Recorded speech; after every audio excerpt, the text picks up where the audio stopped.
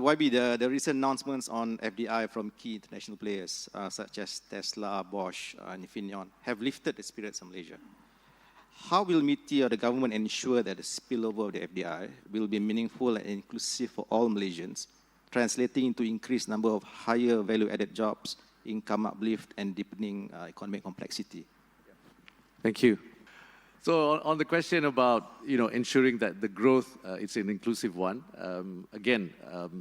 when we look at the National Industrial Master Plan, we look at the economy Madani, we do first have to recognize where we are today. One figure that was shocking to me, and this was also highlighted by both Nurul and Dr. Nong Sari, is the fact that we look at the household income of Malaysians in the manufacturing sector is actually lower than the average wages of the total population, right? I think the average wages today is about 2208, 2208, and for manufacturing is below 2000, right? And of course that leads to the lack of productivity, etc. And that's for by 2030 we want to have a target of 4,500. And what does this mean? This means that despite the increase in investment, of course, investment versus GDP has gone down, but investment in absolute term has gone up. But it didn't result into the spillover that we want, right? That we want. I mentioned briefly just now that you also mentioned the importance of trade and investment. All of you who know the formula for GDP, trade and investment is key. And we've seen in terms of the composition of investment especially has gone down, right? From half, really, before 98 to today has gone down half. Therefore, the growth in the economy has been largely dependent on growth of government spending and consumption. Right? And trade as well. It was, before this, 250, 280%. Today is about 130, at max 140%. Therefore, we need to, that's why the National Industrial Master Plan, together with the Economy Madani concept, is important that we diversify the sources of growth, the engine of growth for Malaysia. But again, we don't want to see big companies or the country achieving that kind of GDP numbers that we want to achieve, but people are still where they are today. Right? So that spillover is important. So when we craft our mission, the four missions, the first being economic complexity, second being ensuring that we tech up, third being making sure that we meet the ESG or the sustainability standard, and fourth is actually inclusivity and governance. So when we try to meet this, one is we want to make sure the household income is up.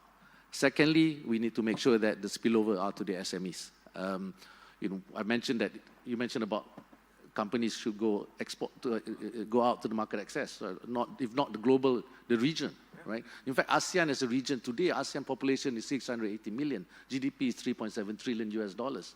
And you know what's the market access of ASEAN, ASEAN countries within ASEAN? Only 20%, right? So the opportunities is there for ASEAN companies. And Malaysian SME only export 8% of our total export. So again, SME is going to play an important role for Malaysia. In fact, in terms of GDP, is close to 40%. But in terms of employment, it's more than 70%. So that's important. So thirdly, we want to make sure that when we talk about the first mission just now, it's about economic complexity. Why is it important that we attract the right investment? Because the right investment will have the right spillover. We want to make sure that we build the right ecosystem for Malaysia. I mentioned E&E sector today. E&E sector at the back end, we actually are leaders in the global market. The test and assembly side. Yeah, we have, in terms of global market share, around 13 to 14%. In fact, US, our market share to US is 25% of market. US requirement for semiconductor back end is Malaysia, but we're moving to the front end. Why? Because that will increase household income, that will give the right spillover to the Malaysian companies, the front end, talking about IC design, etc. And the likes of Infineon that's coming, investment announcement was around 5.5 billion euro, and others, which I can't mention yet, are showing that we are building that ecosystem, and the spillover will be the right one. And why are they coming here? Because the spillover in the ecosystem has been built over the last 50 years, and of course, when we talk about global challenges, there has been a realignment of the supply chain, right? All companies knows about the the importance of having a resilient supply chain, and ASEAN is benefiting, right? I mentioned also in my speech just now, if you look at the global FDI has actually gone down by 12% in 2022, and this is numbers by UNCTAD. And for the region, it's actually gone up 5%. It's bucking the trend. And where is it going? It's actually going to ASEAN, right? I mean, total GDP for ASEAN 2022 is about 224 billion US dollars.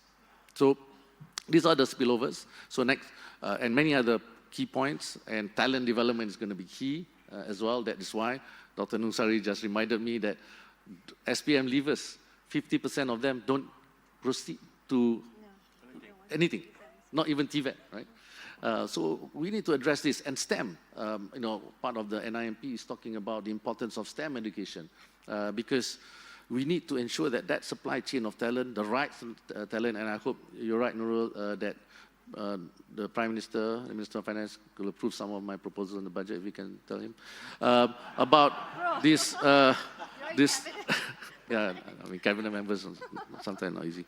To ensure that we have the right kind of employment strategies. The partnership between industries and higher education is important. So thank you, Nash. Thank you.